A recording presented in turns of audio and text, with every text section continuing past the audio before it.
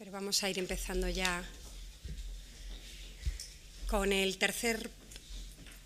cuarto panel, segundo panel de la mañana, que vamos a dedicar a hablar sobre las transformaciones que, si en el panel anterior poníamos el foco sobre las consecuencias de las transformaciones en el terrorismo global, sobre la zona del Magreb y el Sahel, en este cuarto panel y último de la segunda edición del Foro Elcano de Terrorismo Global, vamos a poner el foco sobre Europa.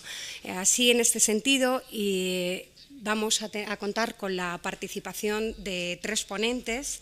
En primer lugar, hablará Cyril Gougeot, ministro consejero de la Embajada francesa, que nos tendrá que abandonar después de su intervención, por lo que le cedemos la palabra en primer lugar. El señor Cyril Gougeot hablará del caso francés, por ser el país más afectado en términos absolutos por la movilización yihadista actual en Siria y en Irak. A continuación, Peter Nesser, investigador senior del Instituto Noruego de Investigación de Defensa, hará una panorámica de la situación actual en el continente europeo. Y por último nos acompaña Francisco José Vázquez, jefe de la Unidad de Terrorismo Internacional de la Guardia Civil, quien pondrá el foco sobre el caso español, país en términos tanto absolutos como relativos menos afectados por la movilización yihadista, pero donde el fenómeno no deja de ser igualmente preocupante. Agradezco de nuevo a nuestros seguidores en streaming y a través de Twitter que nos acompañan y que también podrán hacer preguntas utilizando el hashtag que estamos utilizando a lo largo de todo este foro, que es #FETG, el acrónico de Foro Elcano de Terrorismo Global. Y recuerdo a los asistentes en la sala que pueden hacer sus preguntas por escrito. Hay personal con un formulario muy sencillo que pueden pedir en cualquier momento y que yo iré recibiendo para el turno de preguntas. Así que, sin más, yo lo dejo aquí y le doy la palabra al señor Gougeot. Sí, muchas gracias, Carola. Primero, discúlpenme por no poder asistir a toda la conferencia como era previsto, pero el embajador estando en Barcelona, hay una pequeña urgencia de último momento que me requiere en la embajada. Muchas gracias a todos por su presencia, muchas gracias a la Casa Árabe y a Elcano por la organización de esta muy interesante conferencia. Y antes de empezar, evidentemente, como todos en este momento pensamos a las víctimas del atentado de ayer en Jerusalén y, más generalmente, evidentemente, a todas las víctimas de esta plaga de la cual voy a hablar ahora. Nuestra experiencia puede resultar en efecto interesante para Europa en general y especialmente para España, pues por desgracia conocemos esta lacra desde hace bastante tiempo y nuestra experiencia se remonta a finales de los años 80. Sin tener ninguna solución milagrosa, hemos desarrollado un conocimiento en profundidad de los resortes y actores presentes, y eso es lo que me gustaría comentarles ahora, y espero que pueda servirles como material de reflexión y que les convenza de la utilidad de nuestras cooperaciones de seguridad, y de la cual también mi vecino hablará después. Si bien le incumbe a Francia primordialmente el problema ya es mundial y por su geografía, su historia, su política, España también está directamente implicada. Hace falta recordar los atentados especialmente mortíferos de Atocha en marzo de 2004. Debemos, por tanto, hallar juntos, para proteger nuestra libertad y nuestra seguridad, los medios para remediar esta amenaza sistémica. Trataré de contestar durante mi ponencia a tres preguntas. Primera pregunta, ¿cómo se ha desarrollado el fenómeno? Segunda pregunta, ¿cómo entendemos la amenaza? Y tercera pregunta, ¿cómo luchamos? Primero, ¿cómo se ha desarrollado este fenómeno? El fenómeno islamista, su desarrollo y el peligro que supone solo pueden entenderse si se les considera desde una perspectiva histórica. Sin remontarse a sus raíces religiosas, políticas y sociales, se puede observar que uno de los elementos fundadores de la acción violenta es el asesinato en Egipto en 81 del presidente Sadat por los miembros de la Gamia Islamia. Francia, por su parte, se enfrenta al problema islamista desde los acontecimientos de Algeria en los años 90. Empezó con el secuestro del vuelo Air France que une Argel con París, cometido por 4 islamistas algerinos, miembros del grupo islámico armado, en diciembre del 94, y que se saldó con la vida de los 4 terroristas en Marsella en el asalto realizado por el Grupo de Intervención de la Gendarmería Nacional y de 3 pasajeros, que fueron ejecutados para presionar las negociaciones con los gobiernos argelino y francés. Era la primera vez que se utilizaba un avión como arma de destrucción masiva, ya que el presunto objetivo era estrellar el avión contra la Torre Eiffel. También recuerdo la oleada de atentados mortíferos que se cometieron en nuestro territorio en 95. Primero fue el del 11 de julio, el asesinato en su mezquita de un imán. Luego fue el atentado del RERB, que es una forma de metro, en la estación de Saint-Michel el 25 de julio de 95. Después, el atentado cerca de la plaza Charles de Gaulle el 17 de agosto. El 7 de septiembre, un coche bomba explota a 15 metros de un colegio judío de Villeurbanne, cerca de París. Y el 17 de octubre, la explosión de una bomba entre las estaciones Musée d'Orsay, muy central, y Saint-Michel, también muy central, provoca una treintena de heridos. En diciembre de 96 se comete un nuevo atentado en el RERB, en la estación Port-Royal, también muy central, que se saldó con 4 muertos y 170 heridos. Por último, nuevamente en 1996, transcurre el caso de la banda de Roubaix, en el norte de Francia, proveniente del movimiento yihadista bosniaco. En este punto, Francia está aislada en Europa, pues los que diagnosticamos como la aparición de un movimiento islámico armado y por tanto de una internacionalización de la amenaza no se percibe igual en los demás países. La extensión de los actos terroristas en otros países, Estados Unidos en 93, Egipto a partir de 94, Arabia Saudí en 96 y contra nuevos objetivos acaba de demostrar la existencia de un proyecto islamista global, así como la existencia de una estructura armada y violenta. El conflicto se traslada entonces a Afganistán. Tras la retirada de las tropas soviéticas en 89, las diferentes facciones de la resistencia afgana empiezan a desgarrarse. Esas luchas internas desembocan en una guerra civil sangrienta por el control del poder. Muy pronto, un movimiento hasta entonces desconocido, los famosos talibanes, logra hacerse con los bastiones del país. A partir de 96, conquista Kabul y Afganistán y se sumerge en un islam oscurantista. El país se convierte en el refugio de Al-Qaeda, una organización terrorista que considera que los gobiernos cruzados, es decir, occidentales, interfieren en los asuntos internos de las naciones islámicas. Los diferentes movimientos que habían participado en la liberación del país en 89 y que antaño contaban con el apoyo de Occidente, se vuelven entonces en su contra. Los Estados Unidos son uno de los principales objetivos del terrorismo islámico.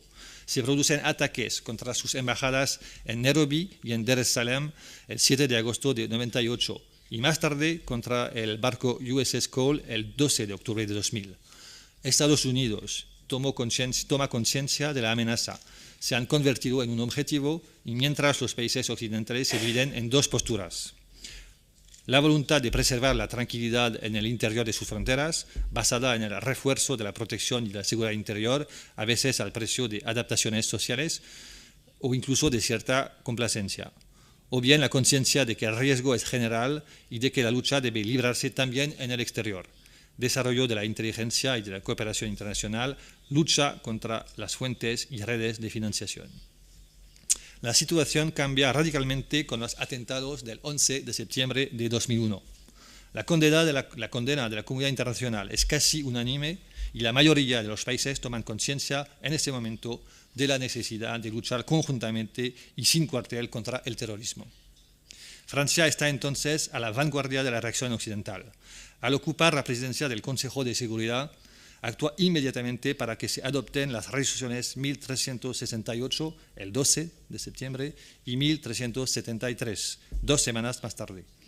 Estas 2 resoluciones condenan el terrorismo internacional, evocan el estado de legítima defensa de Estados Unidos y ponen en marcha la cooperación internacional. en la OTAN es nuevamente Francia quien propone que se haga uso por primera vez en la historia de la alianza del artículo 5, cláusula de defensa mutua, que dispone que un ataque contra un miembro debe considerarse como un ataque contra todos los aliados. Francia siempre está en primer plano de la lucha sin complacencia. 10 años más tarde llegan las primaveras árabes. Muchos de los regímenes apoyados por Occidente no habían efectuado las reformas necesarias para adaptar sus países a las evoluciones políticas, económicas, demográficas y culturales que vivían. El divorcio es cada vez mayor entre los pueblos y los gobiernos. Y ya sabemos qué ocurrió. Bueno, segundo, ¿cómo entendemos la amenaza? Primero, en esta parte, ¿cuál es la ideología de los movimientos islamistas armados? El Islam, una de las 3 religiones del libro, por supuesto que no es una amenaza. Solo una franja radical numéricamente ínfima en el seno de las comunidades de creyentes supone un verdadero peligro para el resto del mundo, musulmán o no.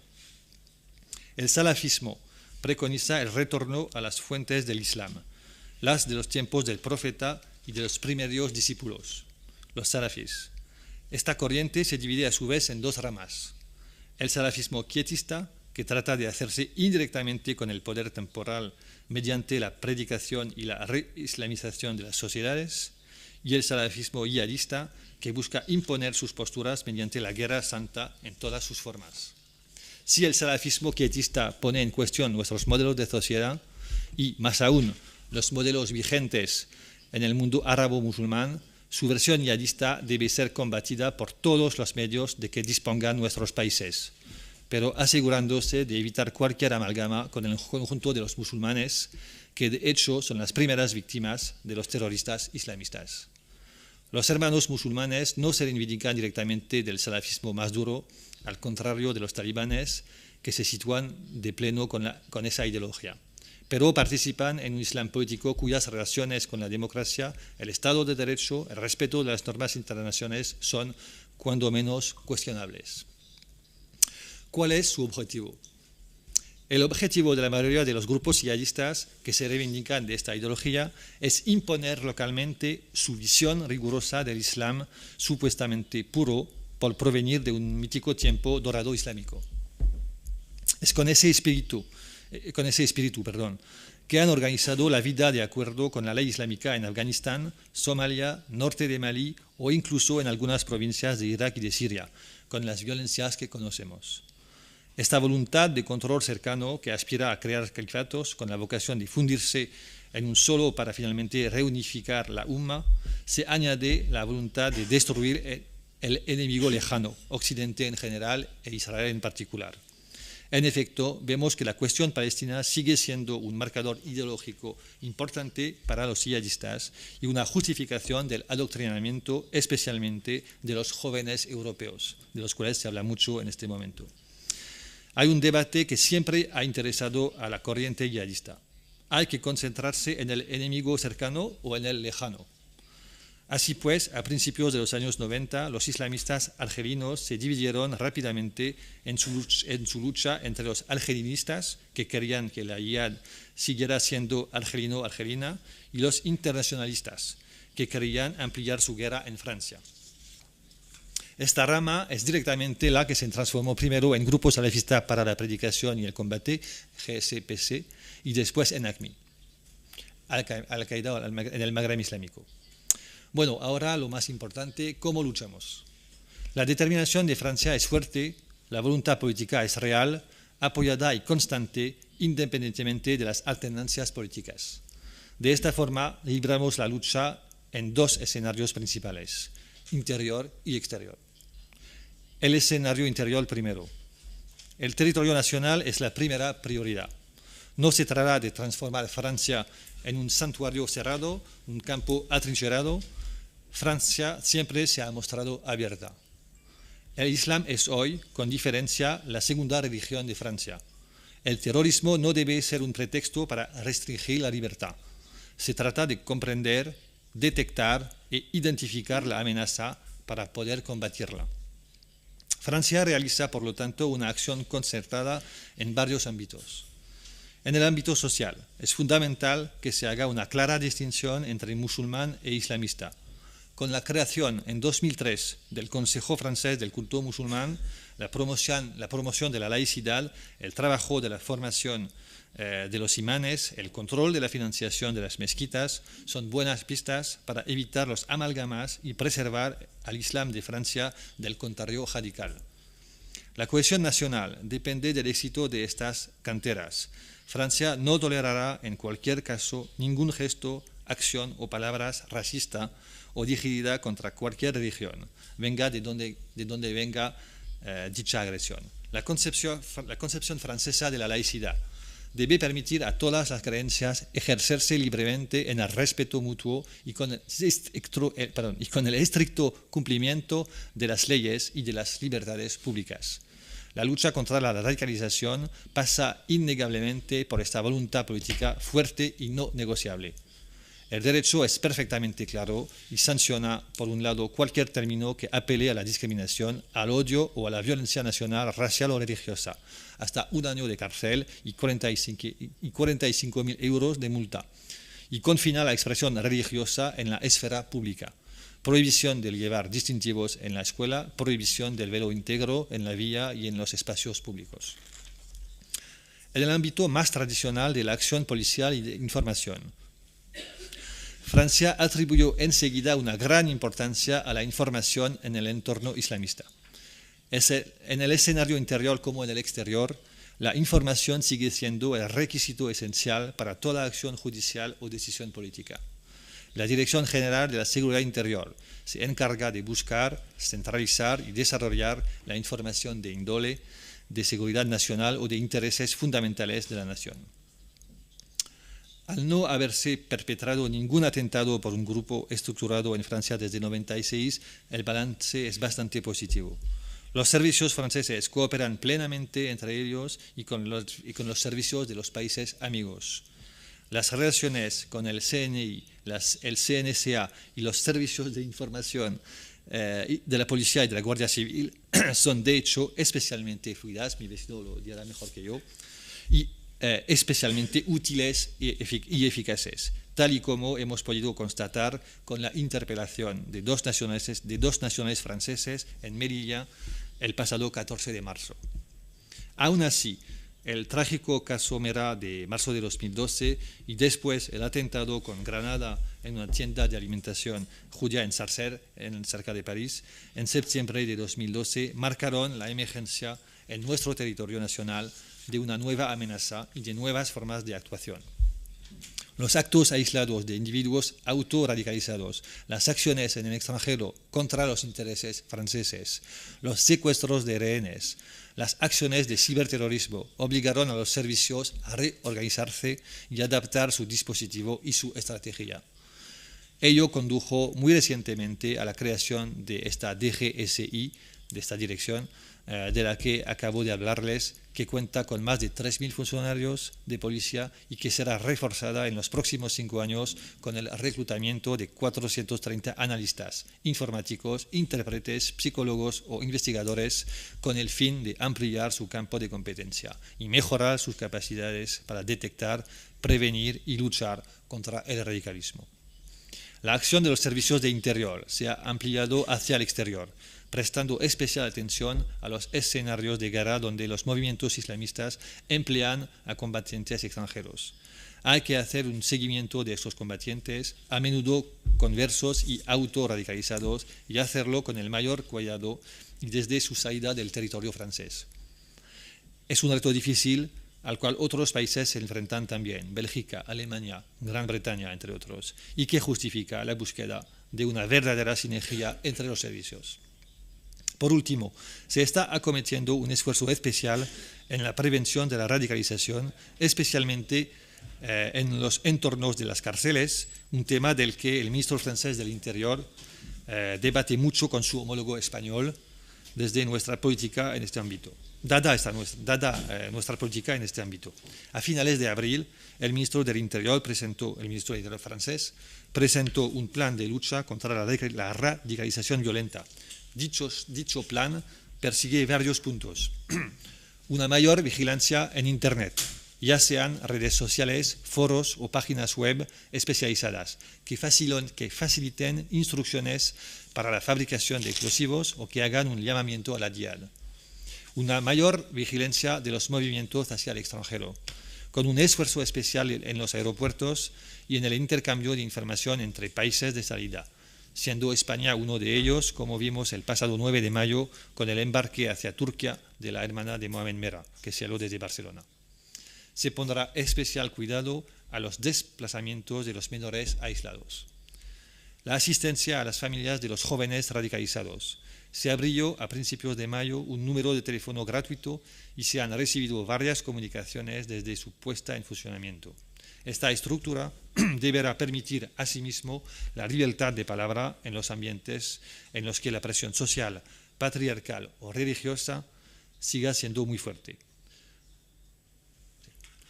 Por último, los detenidos sensibles estarán vigilados con especial atención en el transcurso de la ejecución de su condena, para evitar desviaciones proselitistas o incluso la transmisión de conocimientos o de técnicas vinculadas al terrorismo. Según datos que adelantó el Ministerio de Justicia, 90 detenidos son objeto actualmente de esta vigilancia especial. Muy recientemente, los ministros del Interior de nuestros dos países han podido compartir sus experiencias y sus posturas sobre este tema tan sensible. En el escenario exterior ahora. El Libro Blanco de la Defensa y Seguridad Nacional de abril de 2013 ha querido actualizar nuestro análisis de las amenazas de manera realista y sin complacencia. Nuestro análisis del contexto estratégico para los próximos 10 años se basa en 3 fenómenos, 2 de los cuales ponen de relieve la lucha contra el terrorismo: los riesgos de la debilidad y las amenazas y los riesgos aumentados por la globalización. Que la debilidad de un Estado pueda convertirse en una amenaza es un hecho nuevo y de gran importancia estratégica. La incapacidad de algunos Estados para ejercer sus responsabilidades soberanas es capaz de afectar a nuestra propia seguridad.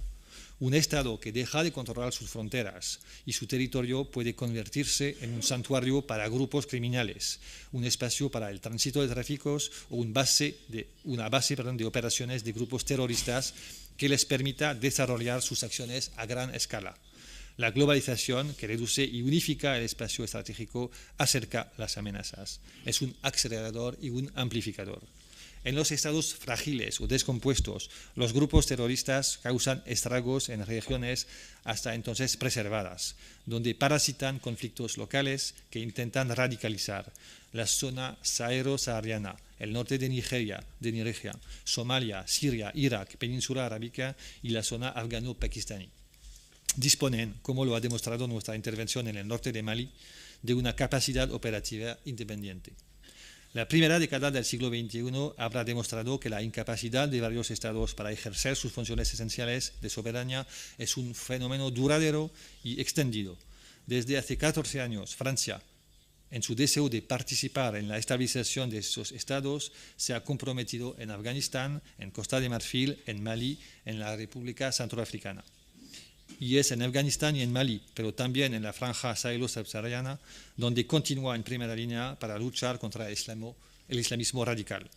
Cuando intervino en diciembre de 2013 en Centroáfrica, quiso impedir, entre otras cosas, el desarrollo de un santuario para el grupo nigeriano de Boko Haram o incluso de los cómplices de AQMI.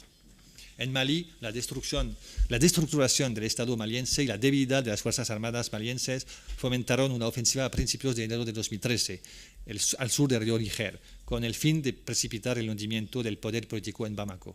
El avance de los terroristas significaba que todo Mali corría el riesgo de caer en sus manos. Por lo que se refiere a Francia, la seguridad de nuestros 5.000 naturales franceses hubiera estado gravemente amenazada y habríamos visto cómo se instalaba enfrente de nosotros un ejército islamista con libertad de movimientos. Para el presidente de la República se trataba de una agresión caracterizada que buscaba asestar un golpe fatídico a la existencia misma de Mali. Por esa razón, Francia puso en marcha la operación Serval, actuando con extrema urgencia a petición del Estado maliense. Para tener en cuenta esta nueva dimensión de la lucha contra los grupos islamistas armados, Francia adapta su dispositivo regional.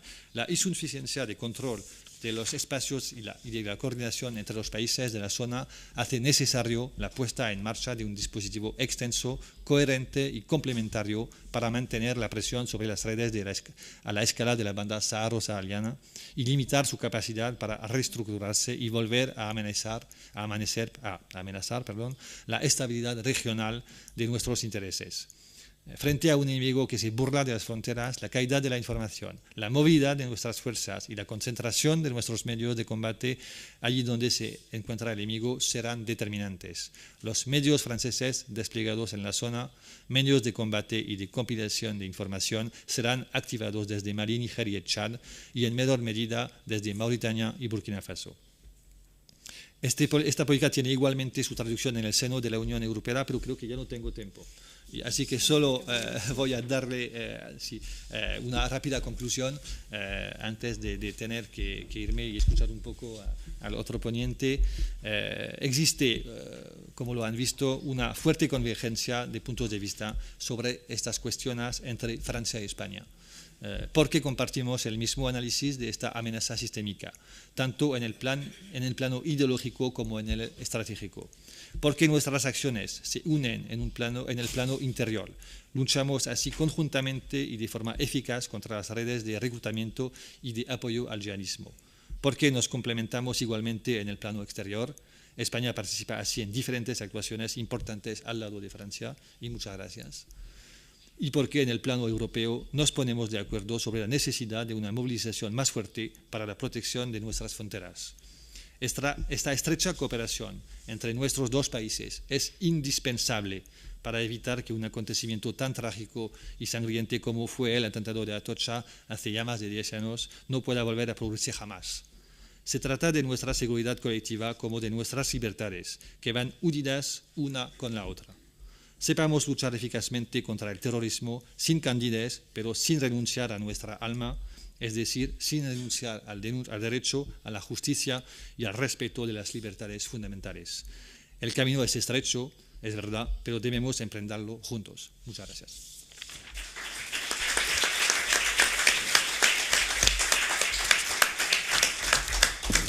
Muchísimas gracias, señor Guyot, por esta completísima presentación en la que ya se han tocado muchos de los temas que seguramente saldrán después en el debate, como la radicalización en suelo europeo, las medidas de retorno y de salida de combatientes hacia zonas de conflicto y, desde luego, la nota muy optimista sobre el estado de la cooperación franco-española en esta materia, lo cual es una excelente noticia. Paso ya la palabra a Peter Reser, quien hará una panorámica del Estado en Europa. Peter, the floor is yours. Thank you very much, Carola, for the introduction, and thank you to Professor Fernando Renares and Elcano for inviting me here to present some research and contribute to this distinguished panel. I'm going to present a new study by me and a colleague named Anne Stenersen, where we do a survey of jihadi terrorist plots all over Western Europe from 1994 until today. I will share some of the main findings from this study and focus on the period after 2008. I'll come back to that. So when I talk about a terrorist plot or a jihadi terrorist plot, it's the way we have defined it. It's a terrorist plan or an executed attack against an identifiable target, an identified target, by an identified jihadi group or individual. And there also has to be substantial evidence that an attack was going to happen for us to include the incident in the study. When I say we, it's not because I'm confused about being more than one person, but it's me and my colleague Anne Stenersen who did this study together with me. The whole background for the study was that within the terrorism research field now, we are starting to know quite much more about the who and also about the why people join terrorism or commit terrorism. But actually, there's quite little research on how terrorists act, about the specific tactics used by terrorists. So that has been a kind of a tendency in the field over the last few years, that there's been more research on radicalization than on modus operandi. So that's one of the ideas behind this study. And it is also a paradox that we do not do so much research on how terrorists act, because it's so important with regards to prevention and countering the threat, that we know how these actors act and how the trends fluctuate or change. So what we did in our study, we went through all these cases, and then we looked at weapon type, attack type, and target type. We identified some changes that are best shown if we compare the time before and after 2008. That is why I will refer to the year 2008 when I can outline my findings. The time around 2008 is characterized by some developments that can help explain some of the changes in the threat picture. And the most important thing is that the central Al-Qaeda is being weakened at this point. Also, we see that some regional actors having various or varying ties, as we talked about yesterday, to the central organization become more active locally or regionally, but also on the international terrorism scene. And also, we see that more independent sympathizers become drawn into jihadism.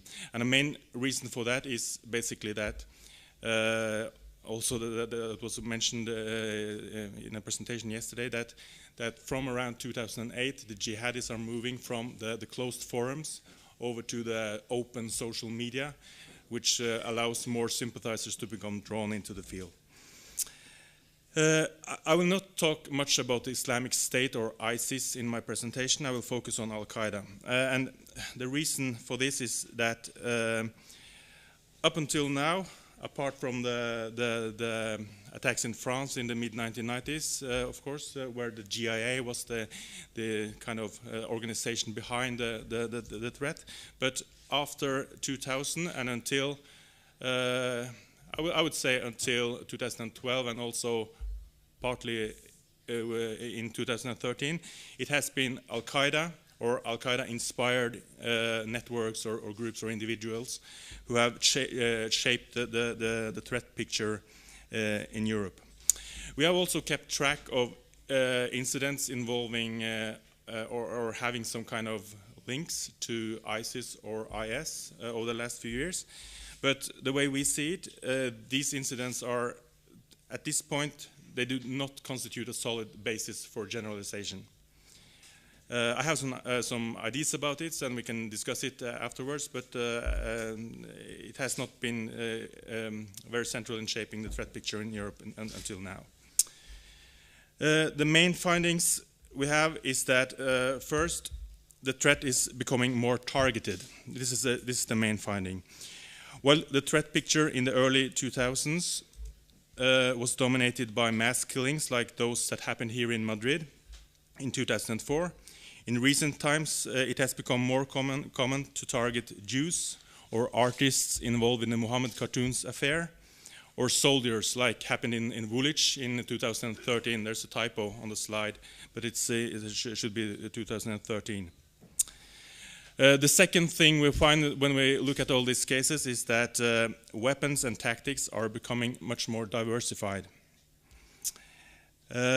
While the terrorists in the 1990s and the early 2000s preferred bomb attacks using mainly hydrogen peroxide-based explosives, today's terrorists have a much broader repertoire of weapons and use to a larger extent knives, axes, handguns, or really simple things like ramming a car into a target, like what happened in Woolwich in 2013. We propose two main explanations for these changes: the more targeted attacks and the more diversified tactics. More targeted attacks may stem from what we have dubbed some kind of ideologically grounded populism. And what we mean by this is that especially Al-Qaeda, but also Al-Qaeda's allies, in a sense, are in a weak position and need to target more or as legitimate targets as possible in order to uphold some or gain or keep some support, and also to generate some sympathy for the targets among their audiences. Whereas for the changes in tactics, that they are becoming more diversified, we think this has to do with strategic adaptation to meet Western counterterrorism. That's the most important reason, but we also suggest that a more diverse actor landscape in itself will cause more diverse tactics, because different actors have different methods. The study, we look at 121 terrorist plots in Western Europe in the time period, but we only find that 93 of those incidents are enough documented that we can do a full-worthy analysis of weapon type, attack type, and target type. The remaining cases were also analyzed, but we use them for comparison, and we use the 93 cases for the main analysis. We also combine quantitative and qualitative methods when we did the survey. I don't have the time to go into that, but in the article, which will be published early next year, we will provide a code book and also the data set, so you can see all the assessments that have been done. Our first finding I would like to highlight is, and this is a bit counterintuitive if we think about the recent incidents and also the attacks in Israel this morning. It is that the jihadi terrorists in Europe still prefer to use bombs. What you see here is a bomb manual from Inspire magazine, and while there's much talk about that terrorists can learn how to make bombs online, we find in the material we look at in this study that the most dangerous and innovative bombing plots are linked to training abroad. Online manuals are being used, but often these attacks fail, simply because it's hard to make bombs. We find that 70% of all plots after 2008 involve bombs. This is a decrease from the time before 2008, where the percentage was 78%. And what has changed is basically that the bombs are changing. Between 2001 and 2002, there was a higher percentage of plots involving military or commercial explosives, like the dynamite used in the Madrid bombings. And after 2008, there are more homemade or crude devices. And only 11% of the IED plots after 2008 involve military or commercial explosives. We also find that the introduction of new bombs is linked to training abroad, as I said. While you can, and this is quite kind of interesting because while you can learn how to use how to make a fertilizer bomb online, there has been information on how to do this for a long time. The first time a fertilizer bomb is being used in Europe is around 2004, when a group goes to Pakistan and learns how to make a fertilizer bomb in Pakistan. Even though all the information needed to make that device was available, still they use it after going to Pakistan. Also, there are examples that bomb makers abroad have adapted recipes so as to go around security measures or restrictions made on explosives in Western countries. What this means basically is that we still need good intelligence on what goes on in training camps abroad to be able to foresee what kind of bombs and tactics are going to be used and how to counter it. Another clear finding is that knives and guns are become more common. simple weapons are not new to jihadists in Europe. This is from the case of the murder of Theo van Gogh in Amsterdam in November 2004. And there have been several other plots using knives and guns before 2008, but they become more common after 2008. What is interesting about this is that after 2008, bombs also dominate the picture with regards to plots that have been foiled, whereas knives and guns are overrepresented among plots that reach the execution phase or execution stage. We registered 13 executed attacks after 2008, and more than half of those involved knives or guns. Knives and guns have two advantages from the terrorist point of view. They are easy to obtain and require little preparation. We see this trend as related to another development, that people radicalize faster and act more impulsively on social media, in the social media age. When attacks happen impulsively, the first and best weapon available is used, and that may very well be the kitchen knife.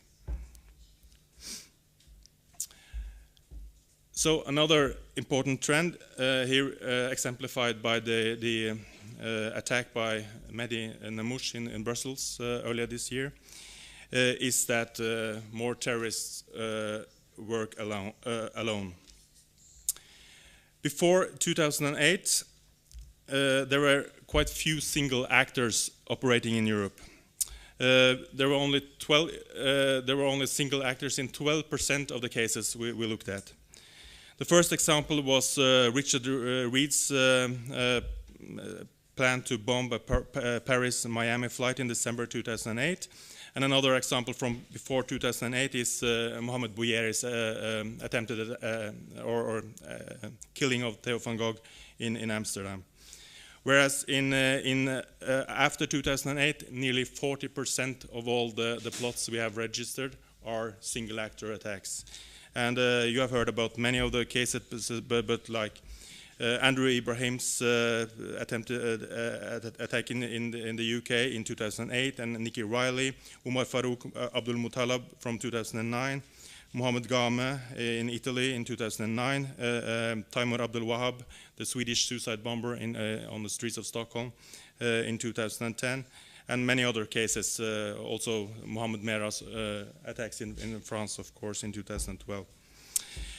What is very interesting about the single actor is that they are only detected in 30% of the cases, whereas groups involving 2 or more persons are actually detected in more than 80% of the cases we have looked at. And this is in itself an explanation why the single actor plots increase. It should be underlined, though, that group plots still make up 60% of the cases. So we can infer from that jihadi terrorists in Europe actually prefer to operate in groups if they can. At the same time, it should be mentioned that single actors have some limitations, such as that they usually tend to be less lethal than plots made up by groups. There are, of course, exceptions to this, like also from my own country with Anders Behring Breivik, who murdered many youths at an island, and the Fort Hood shootings. There are exceptions, but usually single actor plots tend to cause less deaths than group plots. Perhaps the most surprising finding is the trend toward targeted attacks. This is a picture of Mohamed Merah in France, who killed 7 individuals in the south of France in 2012. And he focused on 2 targets. It was uniformed soldiers and Jews. And these are target types more exposed after 2008. So we may actually be moving away from mass casualty attacks, which are the hallmarks of Al-Qaeda, in that half of all plots after 2008 target specific groups in society, such as soldiers and Jews, Mohammed cartoonists, or politicians voicing anti-Islam views or supporting the invasions of Muslim countries before 2001.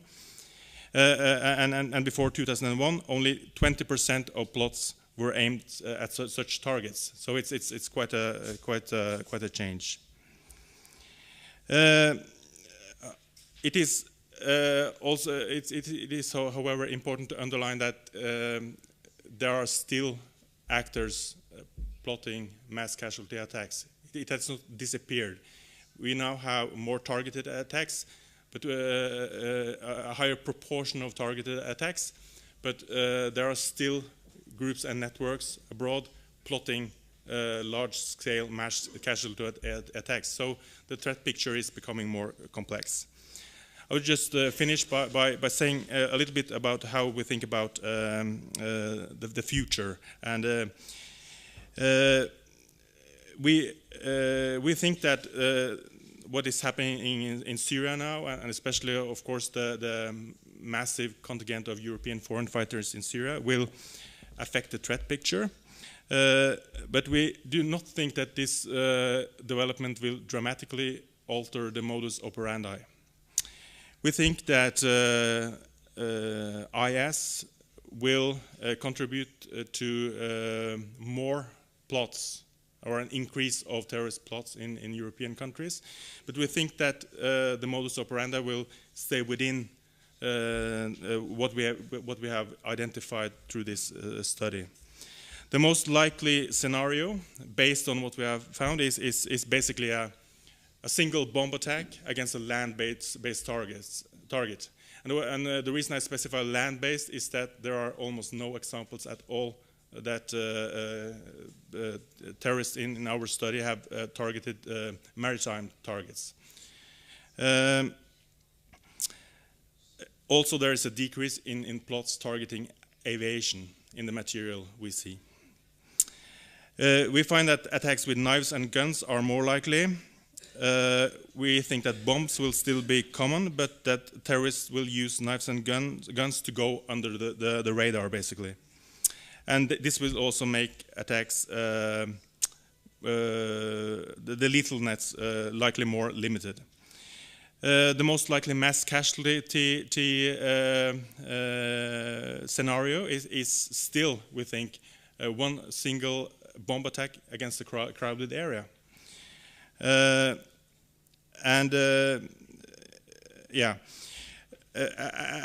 for innovation or new things, we don't think that the terrorists will try to smuggle advanced weapons like man-pads or other types of weapons into Europe.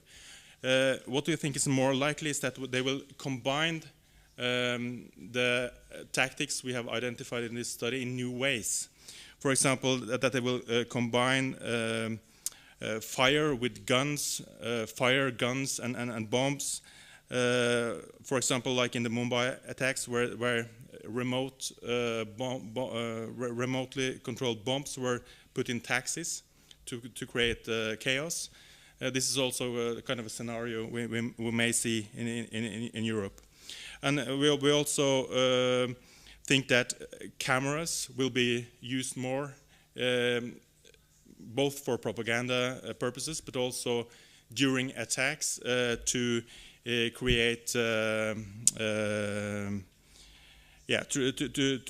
to create chaos and diversions, and also monitor the first responders. And the last thing we thought about was that, especially with if IS is going to do something more in Europe, we think that they may at some point also introduce a sectarian dimension to attacks, so that we may see plots against Shia targets. But this is not something we have a basis for in our investigation so far. There have been some arson attacks against Shia mosques, but they are not been like traditional terrorist attacks by the organized networks against Shia targets as of yet. Thank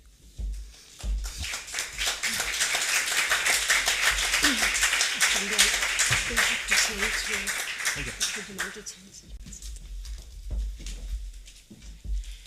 Muchísimas gracias a Peter Nesser por compartir los datos de este interesantísimo estudio empírico que, como él ha dicho, estará próximamente disponible, así como por la precisa descripción de posibles futuros escenarios que estoy segura que también suscitará inquietudes en el debate que, como saben, abrimos por escrito y que ya pueden dejar sus preguntas a través de los cuestionarios que se reparten en sala, así como, de nuevo, nuestros seguidores a través de Twitter en streaming.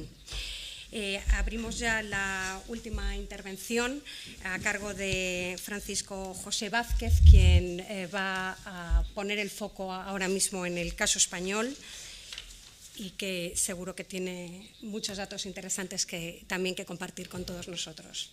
Muchísimas gracias. Bueno, muchas gracias. Muchas gracias a ti, Carola, y muchas gracias a los organizadores de este foro, al Instituto, por contar con la presencia de la Guardia Civil y por invitarme particularmente a asistir. Empiezo, bueno, lógicamente por los agradecimientos y también anticipo mis disculpas a los traductores, porque aunque haga propósito de enmienda, no puedo bajar la revolución de la velocidad de mi comunicación, con lo cual, como digo, aunque haga ese propósito de enmienda, no lo voy a conseguir. Y también pido disculpas a Carola porque puedes preparar la tarjeta de los 5 minutos, porque te va a hacer falta. Bueno, evidentemente en 20 minutos voy a hacer un recorrido y después de las excelentes exposiciones tanto de mis compañeros de mesa como de los que anteriormente han participado en este foro, pues me toca a mí, como creo que debe ser desde el punto de vista de un policía, de un guardia civil, pues bueno, centrar y focalizar mucho más el centro de atención. Vengo a darles esa visión sectorial, esa visión un poco interna, esa visión doméstica, pero desde luego no deja de ser complementaria a lo que debe ser un estudio más genérico y más completo de la lucha contra el terrorismo yihadista. Bueno, estos 3 puntos de vista o estos 3 aspectos me gustaría tratar. Bueno, hacer un pequeño recorrido en el que tengo prácticamente 100% de coincidencias con mi anterior ponente respecto a la evaluación y el análisis que ha hecho de los diferentes atentados a lo largo de las 2-3 últimas décadas. Sí que, evidentemente, como corresponde en el momento actual, centraré mi foco de atención en bueno, la amenaza de moda o la amenaza o el elemento fundamental por el que se expresa y se manifiesta en la actualidad este terrorismo yihadista, que es el de los foreign fighters, y bueno, también haré unas breves consideraciones sobre cuáles son las medidas que estamos tomando y en qué contexto se están tomando. Bueno, venir hoy a poner de relevancia la importancia que este tema tiene, pues desde luego sobra, y sobre todo cuando venimos de conocer la noticia del trágico atentado que ha tenido lugar en Jerusalén, pues con el hasta ahora fatídico número de 6 víctimas mortales, ¿no? Bueno, esto me sirve para unirme en las condolencias y sobre todo, pues bueno, a poner de manifiesto que efectivamente en España, lejos de que, como ya se ha indicado, las cifras sean más o menos importantes, pues nos afecta evidentemente, y las señales de alarma que podemos encontrar y que encontramos en la prensa y que los policías encontramos del estudio y del análisis de la documentación a la que tenemos acceso, pues ponen de manifiesto este hecho.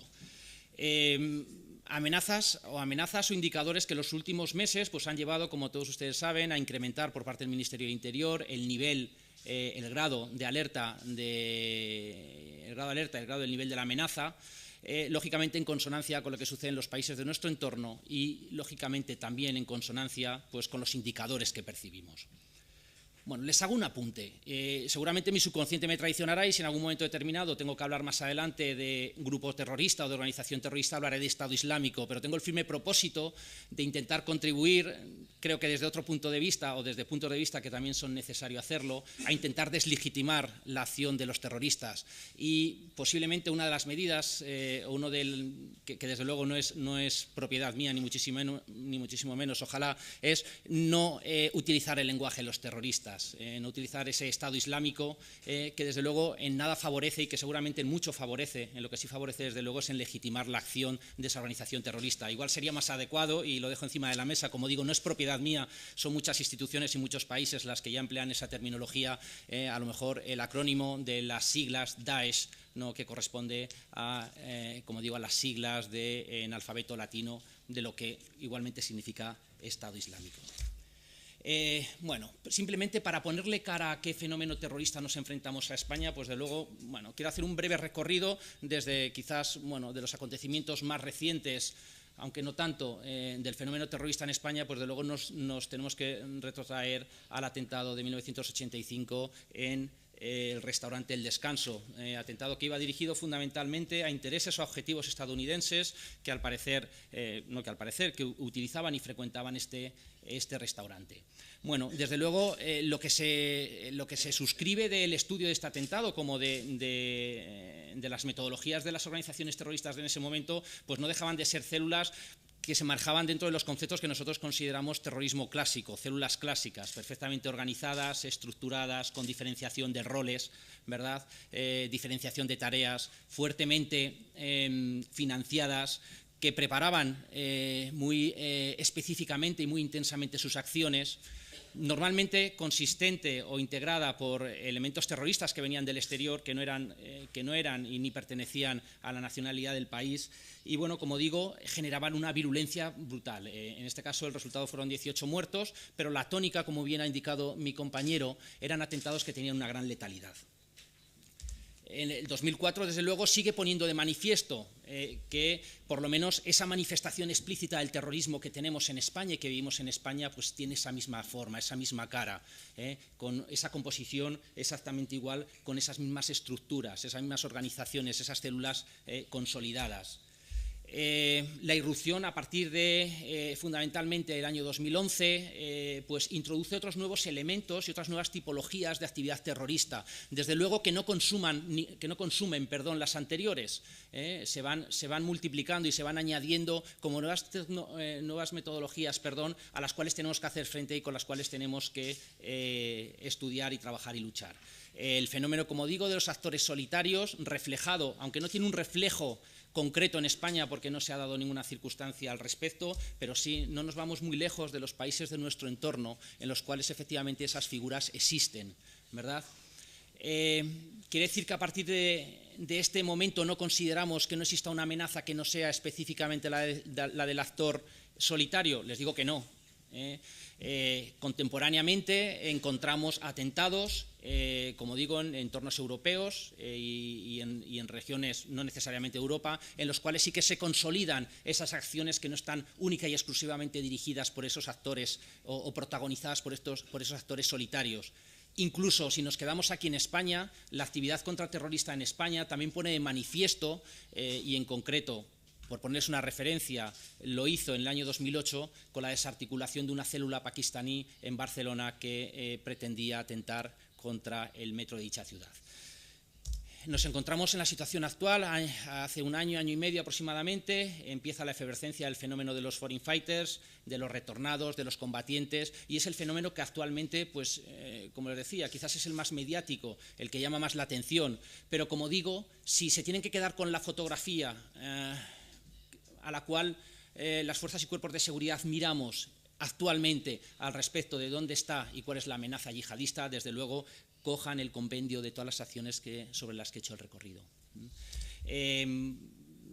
Todas estas tipologías recogen además actores concretos que van desde unos grados de radicalización importante, que han sufrido unos procesos de radicalización permanentes, que tienen una permanencia en el tiempo, que han sido sostenidos durante mucho tiempo y, como digo, desarrollados de forma muy intensa.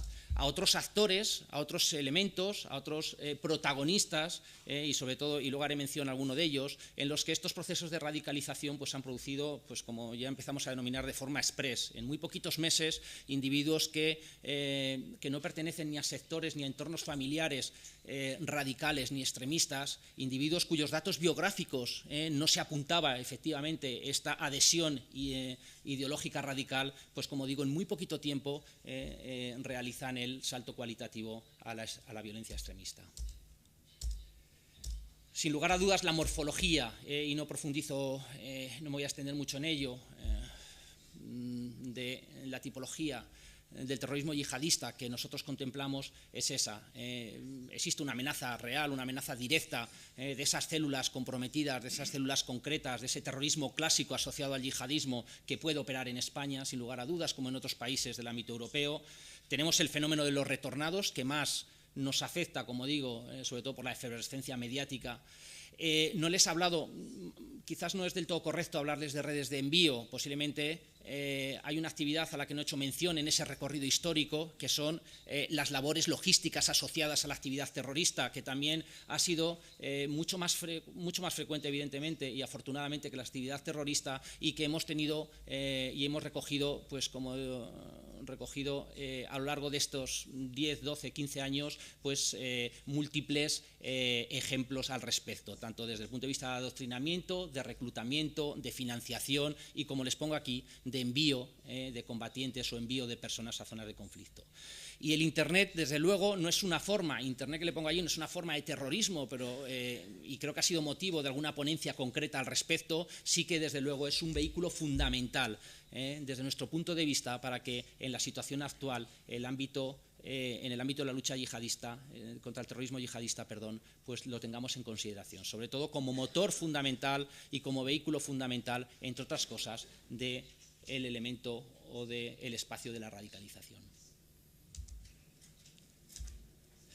Bueno, sin lugar a dudas, como le decía, mediáticamente lo que hoy en día abre todas las portadas y lo que está poniendo el foco de atención, como digo, es el fenómeno de los combatientes, aquellos nacionales que van a territorios, a zonas de conflicto, y allí se adhieren a las múltiples organizaciones terroristas o facciones que existen, y lo matizaré posteriormente, ¿no? Y desarrollan infinidad de actividades que todos ustedes han oído y han escuchado. Tengo el firme propósito de irme de aquí sin contestar a la pregunta que todos ustedes quieren que contesten, que es ¿cuántos combatientes o cuántos foreign fighters hay en España? Entonces, intentaré irme de aquí, pero no porque quiera eludir esa pregunta. Genéricamente saben y se han nombrado y se han destacado una serie de unos números que son los que son. Pero más importante que los números, lo noticiable de los números en España, sin lugar a dudas, es que no tienen la dimensión de países de nuestro entorno. Sin lugar a dudas, estamos muy lejos de los números que se manejan en nuestra vecina Francia, e incluso en países que incluso con una población y con una densidad de comunidades musulmanas menor que la nuestra, incluso pues manejan, como digo, esos números. Como digo, para mí lo noticiable, más allá de que existan esa menor intensidad en cuanto al número, como digo, la morfología del combatiente, de la persona que decide y toma la decisión de irse a combatir, sí que es similar a la que observamos y a la que estudiamos en otros países. El perfil es exactamente el mismo y, desde luego, el elemento de preocupación actual, y como también incidiré posteriormente, radica fundamentalmente en la incidencia que está teniendo en colectivos vulnerables.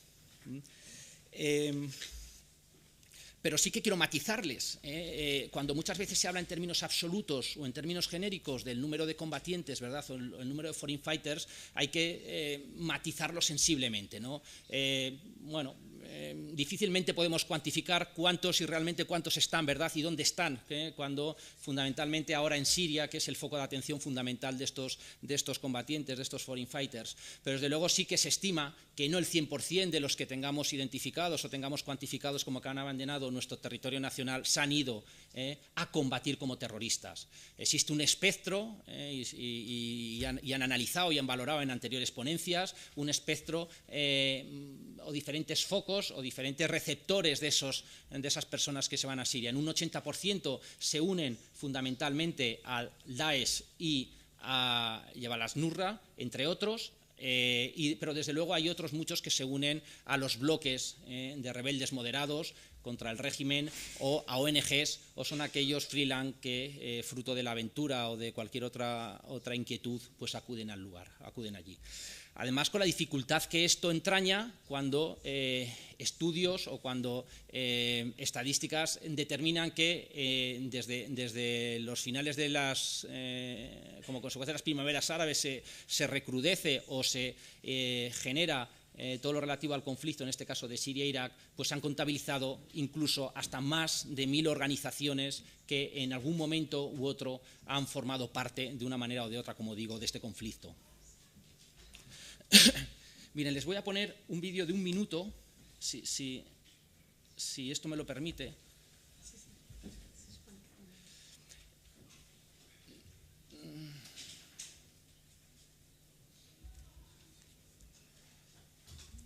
voy a hacerlo de otra manera.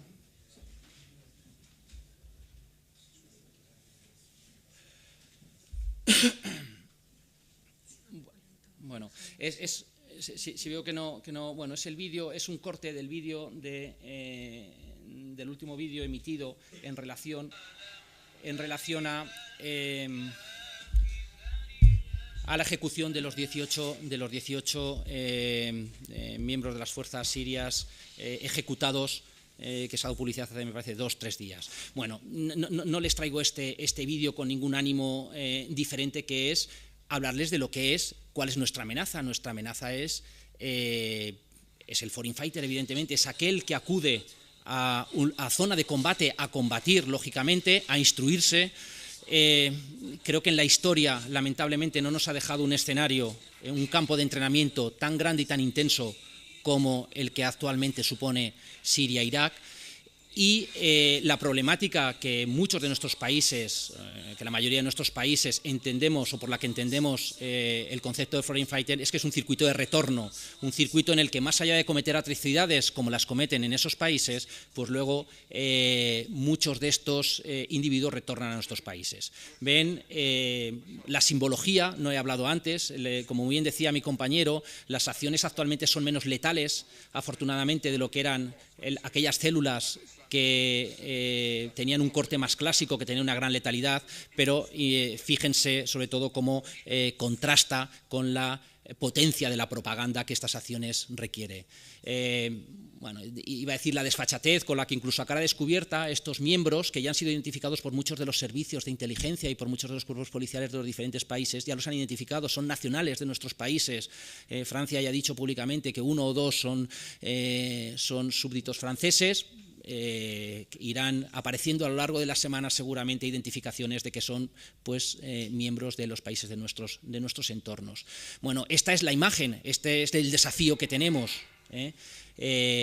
cómo evitar, evidentemente, que estas personas se adhieran y se vayan a combatir a esas zonas, y sobre todo qué hacer y cómo hacer que con estos individuos cuando vuelven a nuestros países. Como digo, más allá de cualquier tipo de... Es un vídeo de 18 minutos y que, bueno, entiendo, imaginan todos ustedes cómo termina, ¿verdad?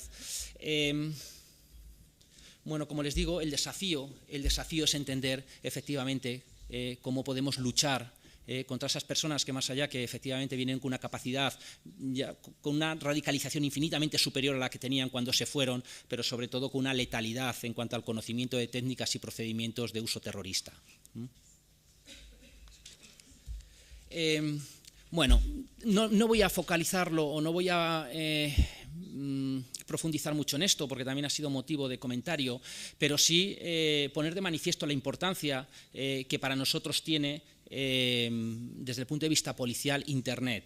Y también se ha hecho un recorrido aquí interesantísimo y correctísimo desde mi punto de vista sobre cómo ha transitado y cómo ha evolucionado la utilización de las plataformas, ¿no? La utilización de Internet desde los foros a las actuales redes sociales, cómo eso contribuye a cualquier elemento y facilita cualquiera de los componentes itinere del delito, ¿no? Para nosotros, si así lo identificamos, Internet es una herramienta multiuso, una herramienta que permite, pues, satisfacer prácticamente cualquiera de las necesidades que una organización terrorista o que un individuo tiene.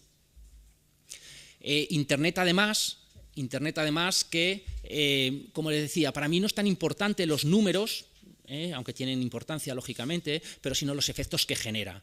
El elemento de preocupación no es solo en España, sino que lo estamos viendo con nuestros socios cuando nos reunimos a cualquier nivel multilateral, es el efecto que esto está teniendo sobre colectivos vulnerables. El porcentaje y el grado de radicalización y de adhesión a las organizaciones terroristas de corte yihadista en la actualidad, bueno, potencialmente gira en torno a menores y a mujeres y adolescentes fundamentalmente. Bueno, les pongo el ejemplo, como les podría haber puesto ejemplo de algún español, que evidentemente existen, los dramáticos casos de adolescentes, niños, niñas, que se adhieren a esta a estas organizaciones. Casos que han sucedido en España, casos que preocupan por la vulnerabilidad de estos colectivos y, sobre todo, les decía antes, esos procesos express de radicalización. Como personas, como les decía, sin un sustrato previo, sin datos biográficos previos de radicalización, en cuestión de meses, a través de redes sociales, a través de contactos muy puntuales, pero fundamentalmente por autorradicalización, son capaces de dar un paso tan importante como es abandonar sus hogares y acudir a una zona de conflicto. ¿Qué respuesta hacemos? Pues desde luego la respuesta que planteamos, se ha hablado aquí, se ha puesto encima de la mesa. No existe una respuesta que no contemple un foco, un punto de vista multiagencial.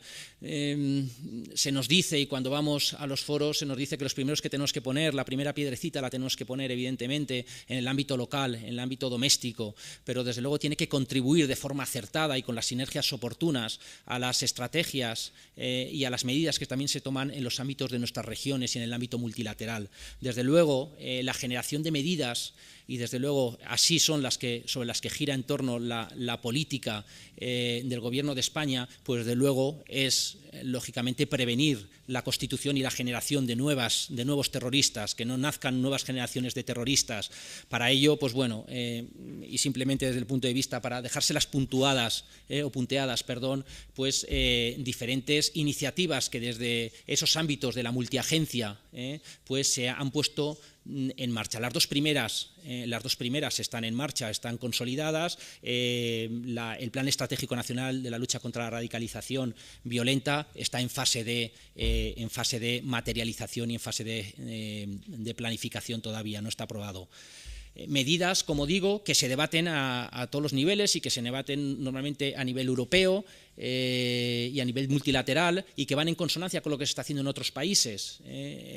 Mira, España y ustedes, la mayoría de ustedes lo saben porque son españoles, y los que no llevan mucho tiempo en España, pues lamentablemente tenemos un argumentario y tenemos un arsenal penal, pues yo creo que relativamente importante, nunca suficiente, pero relativamente importante para afrontar un fenómeno como el terrorismo, gracias lamentablemente al fenómeno y a la lacra del terrorismo de ETA en estos últimos años. Pero aún así hay que hacer cosas, hay que modificar determinadas figuras, hay que dar cabida a diferentes tipologías, porque los policías tenemos que hacer un trabajo quirúrgico. Los policías tenemos que llevar, el espacio en el que trabajamos es llevar ante un juez a unas personas que han cometido unos ilícitos que tienen que estar previamente tipificados, que tienen que estar ajustados.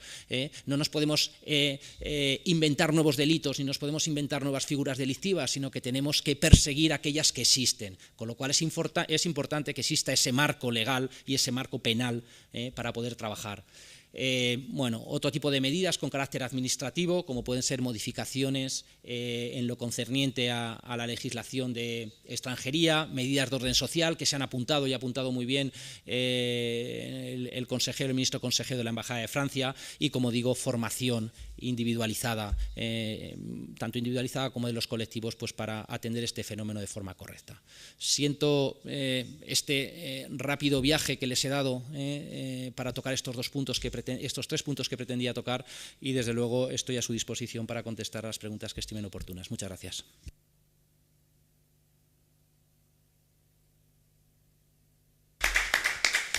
Muchísimas gracias también por la intervención a José Francisco José Vázquez, que ha puesto también sobre la mesa temas que ya se abordaron en el día de ayer y en el día de hoy, como las medidas legislativas, efectivamente los colectivos vulnerables, la radicalización, la prevención, temas que seguro que serán objeto de preguntas a las que ahora nuestros ponentes quedan abiertos. No sé si hay alguna. Ya, pues sí. Pues de viva voz. Sí, puedes empezar, Guido. No sé si hay un micrófono en la sala que nos pueda ayudar a escuchar a Guido Steinberg, que tiene una pregunta.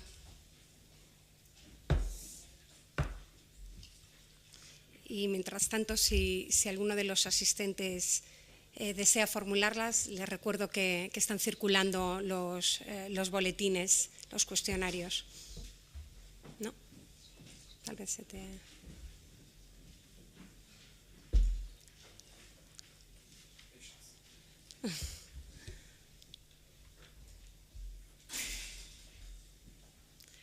creo que viene, sí.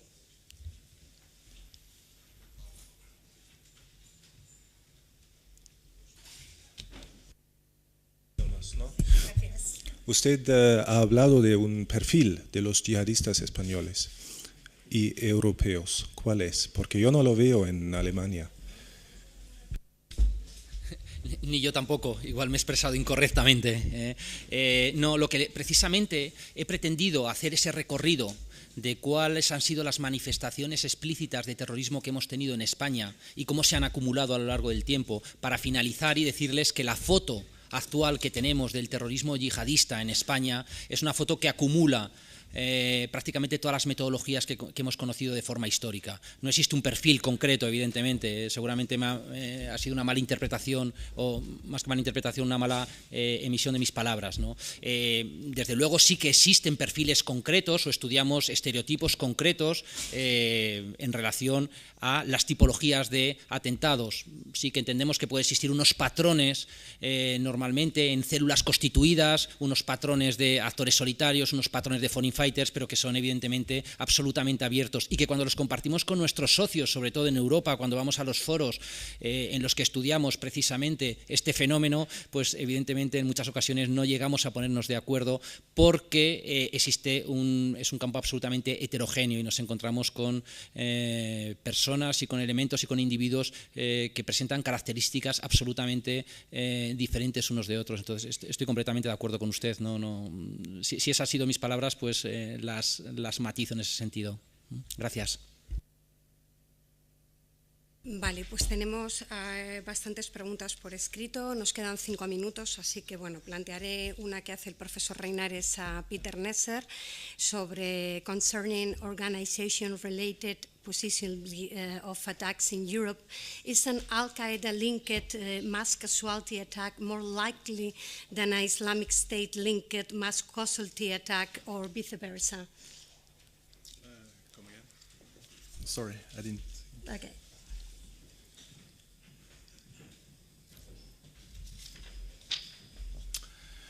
Is an Al-Qaeda-linked mass casualty attack more likely than an Islamic State-linked mass casualty attack?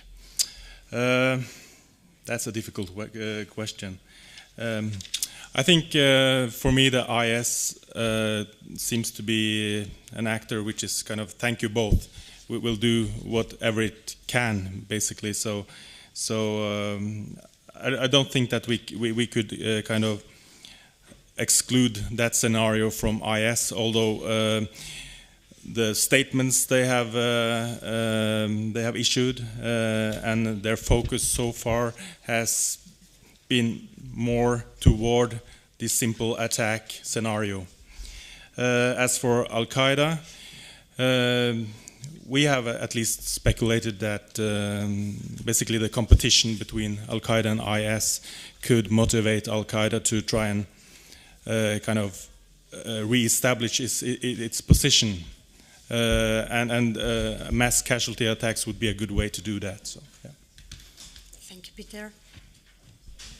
Dos preguntas concretas para Francisco José Vázquez, una referida a la valoración de la situación actual en Ceuta y Melilla y otra sobre su opinión de la tipificación del adiestramiento pasivo. Bueno, entiendo que la pregunta sobre la situación de Ceuta y Melilla irá encaminada porque es evidente que si hacemos un estudio de los indicadores y los elementos de preocupación y dibujamos en nuestro mapa, en la geografía española, dónde se encuentran esos indicadores más preocupantes, pues sin lugar a dudas los encontramos en Ceuta y Melilla.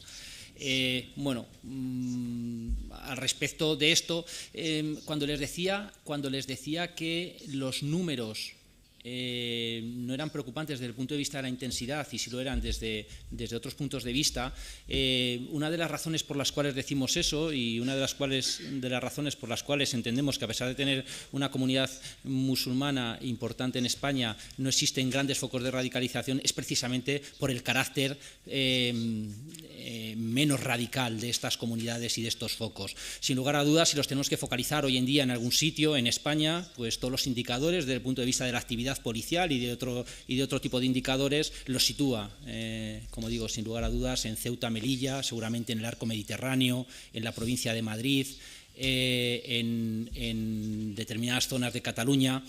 Bueno, no me merece una lectura excesivamente importante e identificada inicialmente con los elementos de Ceuta y Melilla. Sí que es cierto que existe un carácter transfronterizo.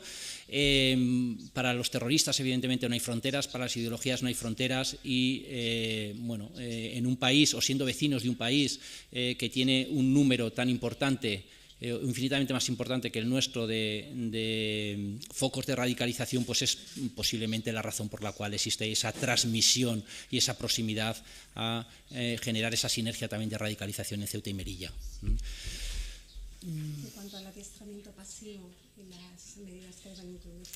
Bueno, como les decía, durante muchos años hemos sido, no duramente criticados, pero sí que hemos sido muy cuestionados por la contundencia de nuestro arsenal penal, ¿no? Y de nuestra legislación antiterrorista, precisamente para poder hacer frente a figuras que en otros países no se contemplaban, esas tipologías delictivas. Hablo de delitos o tipificaciones como la apología o el enaltecimiento, ¿no? Difícilmente identificables en otros espacios y en los que se miraba y se cuestionaba a España por la aplicación de medidas, como digo, difícilmente entendibles en espacios o desde países en los que no se practicaba o no se encontraban esas tipologías. Bueno, eso no quiero decir con ello que nos sitúe ni mejor ni peor, pero desde luego, más allá de ser figuras avanzadas desde el punto de vista de legislación penal y legislación antiterrorista, no son suficientes. Perdón. Y sí que es cierto que ahora mismo existe un proceso de modificación y un proceso de estudio para introducción de nuevas figuras en el Código Penal y en la Ley de Enjuiciamiento Criminal, en las que se encuentran el reclutamiento pasivo, en las que se encuentra cómo actuar contra aquellos individuos que no tienen una adhesión previa a una organización terrorista, etcétera, etcétera. Son figuras necesarias, evidentemente, que, como les digo, que necesitamos. No necesitamos los policías como tal, necesitan nuestras sociedades para luchar de forma efectiva contra el terrorismo. Les recuerdo que los policías no nos podemos inventar delitos, tenemos que perseguir y luchar contra aquellos delitos que están previamente tipificados, con lo cual tenemos que hacer un esfuerzo, sobre todo para que vaya en consonancia con lo que hacen nuestros socios europeos y nuestros socios regionales y nuestros socios a todos los niveles, para adaptar nuestra legislación penal a ello. Miren, que un país que nuestro país vecino sea extremadamente fuerte, y creo que lo indicaba muy bien el ministro consejero, cavar nuestras trincheras para hacer muy fuerte nuestro país, y que existan grandes divergencias o grandes diferencias con los países de nuestro entorno, no beneficia en nada, absolutamente nada, la seguridad global. Nos preocupa, yo les digo, a España no le preocupan los 50, 60 o 70 foreign fighters que España haya exportado a zona de conflicto. No, señor, nos preocupan los 3.000, 4.000, 5.000 foreign fighters que no necesariamente vayan a regresar a sus países y que puedan regresar a España. Con lo cual, la fortaleza de nuestro vecino en competencia con la debilidad nuestra, pues desde luego en nada ayuda a la seguridad global. Con lo cual, pues todo este tipo de medidas sobre las que hay que hacer pedagogía, sobre las que hay que explicar, sin duda complementan y mejoran nuestro sistema de respuesta. Muchísimas gracias. Pues estamos sobre la hora, pero bueno, una última cuestión muy puntual, si nos puedes dar una respuesta muy breve a una pregunta concreta que viene de la sala, y habla sobre la eventual o la posibilidad de sufrir en Europa un ataque biológico con origen en el África subsahariana, por ejemplo, con el virus del ébola. ¿Ves plausible esta posibilidad? Thank you. That's a very interesting question. I just want to add something to what I said on the last question about the simple attack versus the mass casualty attack with the IS and Al-Qaeda. It's important to remember that it was Al-Qaeda that first started to call for individual attacks. First in connection with the Mohammed cartoons and also the AQIP, who kind of promoted the modus of individual terrorism. So both groups do both things. The mass casualty for Al-Qaeda would be in the context of the competition That was my earlier point. As for the possibility of using chemical or biological agents or disease, as in this question, we noticed in our material that between 2001 and 2007 there were 12 plots involving an interest in CBRN in the material we looked at, whereas after 2008 there was none. And the CBRN plots were connected to the camps in Afghanistan in which Al-Qaeda taught its students how to experiment with the CBRN and weapons. As for what is known about the IS today, the way I see it, the most likely scenario is a more simpler kind, simpler attacks. That's we don't have anything to go on in terms of thinking that there would be a CBRN attempt from IS. Sorry. Perfecto, pues nosotros lo dejamos aquí, no sin antes dar un aplauso a nuestros ponentes por sus magníficas intervenciones. Muchísimas gracias.